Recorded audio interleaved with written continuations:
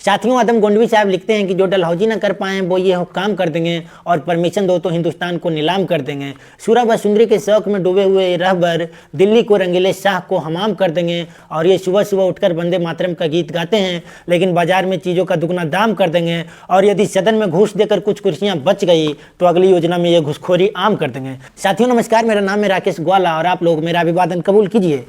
साथियों, Indian rupees dollar के सामने घुटना टेक दिया है। इंडियन रुपीज डॉलर के सामने भीख मांग रहा है। धीरे धीरे इंडियन रुपीज एशिया के सबसे कमजोर मुद्रा बनते जा रहे हैं, सबसे वीक मुद्रा बनते जा रहे हैं। एशिया में इंडियन रुपीज को महत्व नहीं रहा, इंपॉर्टेंस घट रहा है। लेकिन इस देश की सरकार, इस देश की प्रधानमंत्री हम लोगों को यह कह के खुश कर रहे हैं कि पाकिस्तान भूखे मर रहा है, बांग्लादेश नंगे नाच कर रहा है, आपका देश हिंदू राष्ट्र बन रहा है, आपको 5 केजी चावल राशन मिल रहा है। साथियों, अमेरिकन $1 बराबर इंडिया के 90 रुपया हो चुका है, यानी कि American $1 equal to Indian 90 rupees. साथियों, इस चीज़ को आप इस प्रकार समझिए कि यदि कोई मार्केट में कोई अमेरिका का एक पर्सन कोई सामान खरीदने जाता है और वही सामान इंडिया के लोग खरीदने जाते हैं तो अमेरिका को $1 देना पड़ेगा और इंडिया वाले को 90 रुपया देना पड़ेगा। साथियों, इस प्रकार इसको समझिए।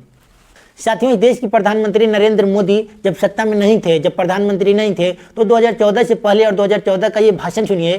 साथियों, इस देश नरेंद्र मोदी उस समय बड़ा चिंतित रहते थे इंडियन रुपीज को लेकर के कि इंडियन रुपीज को महत्व घट रहा है, इंपॉर्टेंस घट रहा है। लेकिन जब आज वो सत्ता में है, जब आज उनकी सरकार है, वो प्रधानमंत्री हैं, तो इस पर कोई चर्चा करना नहीं चाहता है, इस पर कोई जवाब सवाल नहीं करना चाहते हैं और जो लोग सवाल कर रहे हैं उसके घर CBI ED जैसे लोग को भेजा जा रहा है। साथियों, साथ ही साथ इस देश की प्रधानमंत्री और उनके पूरे टीम पूरे देश भर में इस चीज़ को स्प्रेड करने में लगे हैं, इस चीज़ को पब्लिसाइज करने में लगे हैं कि भारत विश्व गुरु बनने वाला है, हिंदू राष्ट्र बनने वाला है, आने वाले समय में भारत विकसित भारत बनने वाले हैं। लेकिन साथियों, ये एक जुमला है, इस चीज़ को हम लोगों को समझने की जरूरत है। यह एक अफवाह है।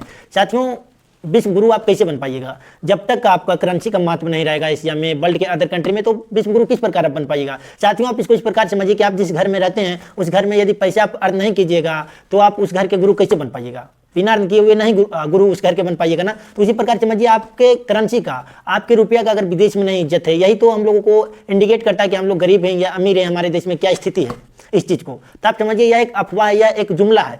साथियों, सबसे बड़ा सवाल यह है कि इंडियन रुपीज के, इंडियन करेंसी को सेहत कैसे ठीक किया जाए। साथियों, अब इस सरकार के पास ना कोई आइडिया रहा और ना कोई कंपनी बचा है जिसको बेच करके ये सरकार इंडियन रुपीज को सही करे, सेहत ठीक करे।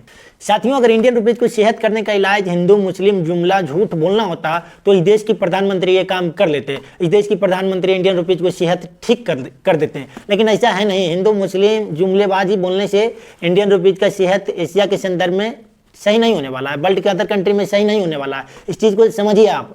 साथियों, इस देश के वित्त मंत्री जब इस देश में प्याज महंगा हुआ था तो उन्होंने साफ कहा था कि मैं प्याज नहीं खाता हूं। उसी प्रकार इंडियन रुपीज की यह दुर्दशा देखते हुए इस देश की वित्त मंत्री यह कह सकते हैं कि मैं इंडियन रुपीज को यूज नहीं करता हूं, मैं गूगल पे फोन पे करता हूँ। साथियों, इस देश की प्रधानमंत्री ऑलरेडी कह चुके हैं कि मैं फकीर आदमी हूँ, कहीं भी झोला लेकर चल दूंगा। तो साथियों, यहाँ तक आप वीडियो को देखिए। अब वीडियो के अगले पार्ट में यह मैं बताने जा रहा हूँ कि जो इंडियन रुपीज के डाउनफॉल का जो कारण है, जो गिरने का कारण है, उसके बारे में थोड़ा आप जान लीजिए। साथियों, जो विदेशी निवेशक हैं, जो भारतीय बाजार में पैसा लगा रहे हैं, उनको भारतीय बाजार पर यकीन नहीं रहा, इसलिए अपना पैसा भारतीय बाजार से निकाल कर भाग रहे हैं, पैसा दूसरी मार्केट में डाल रहे हैं जहाँ पर डॉलर की डिमांड हो, जिससे डॉलर का डिमांड बढ़ रहा हो, डॉलर का महत्वपूर्णता बढ़ रहा हो, इंपॉर्टेंस बढ़ रहा हो। साथियों, आपकी जानकारी के लिए बता दूं कि इसी साल अक्टूबर 2025 में 1.4 लाख करोड़ और नवंबर में 45,974 करोड़ का नेट आउटफ्लो हुआ है। इसका कारण है अमेरिका कनाडा के साथ भारत का विदेश नीति बदतर बताई जा रही है। साथियों, इसका जो मेन कारण है वो अमेरिका कनाडा जैसे कंट्री के साथ भारत का जो विदेश नीति है वो कहीं ना कहीं असफल दिख रहा है, अनसक्सेसफुल दिख रहा है, बदतर बताई जा रही है। इकोनॉमी की भाषा में समझे तो अमेरिका भारत व्यापार संबंधों में जो अनिश्चितता, जोखिम जैसी भावनाओं ने निवेशकों का विश्वास कम कर दिया है। भारत का व्यापार का घाटा जो है वो बढ़ा है। अमेरिका ने 2025 से भारत से आयातित वस्तुओं पर 50% टैरिफ लगाया है, जिसके कारण निर्यात कम हो गई है और बाजार घाटा भी बढ़ा है। लेकिन इससे इंडियन गवर्नमेंट को कोई चिंता नहीं है। तो साथियों, यह वीडियो को मैं यहीं तक रखता हूं। अगले पार्ट में हम लोग जो इंपोर्ट एक्सपोर्ट, जो इससे देश की जो और घाटा की चीज़ें हैं, जो देश को लॉस हो रहा है, उस पर अगला वीडियो में आएगा, पार्ट 1 है। तब तक वीडियो को लाइक कीजिए, चैनल को सब्सक्राइब कीजिए। धन्यवाद।